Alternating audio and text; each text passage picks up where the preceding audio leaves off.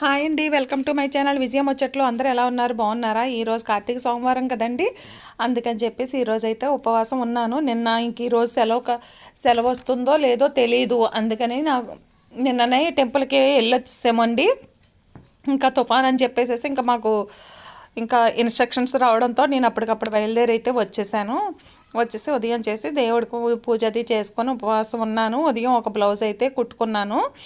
తర్వాత వచ్చి ఇంకా వంట మొదలు పెట్టానండి. ఈయన వచ్చే టైం అవుతుంది. ఇది ఉదయం నుంచి ఉపవాసం ఉండి సాయంత్రం చేసి వంట చేసుకొని దేవుడికి పూజ చేసుకొని ఈ అన్నాన్ని నైవేద్యంగా పెట్టి తినాలండి. ఉసిరికాయ పచ్చడి చేసుకుంటే చాలా మంచిది. చాలా అంటే ఆకలిని కూడా పుట్టిస్తుందండి. ఈ ఉసిరికాయ పచ్చడి అయితే మాత్రం నేను ఉసిరికాయలు ఊరబెట్టి ఉంచిన గుజ్జులోకి ఒక చెంచా టేబుల్ స్పూన్ అంత చెంచాడు జీలకర్ర వేయించేసానండి.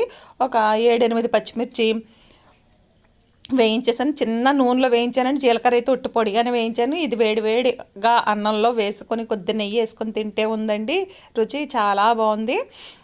మీరు కూడా ఎలా చేస్తారో నా కామెంట్ సెక్షన్లో తెలియజేయండి. మంచి ఆకలి మీద ఉన్నాం కదా, లాగించేసాను. కానీ ఏంటంటే సోమవారం ఉపవాసానికి మాత్రం నల్ల పచ్చడి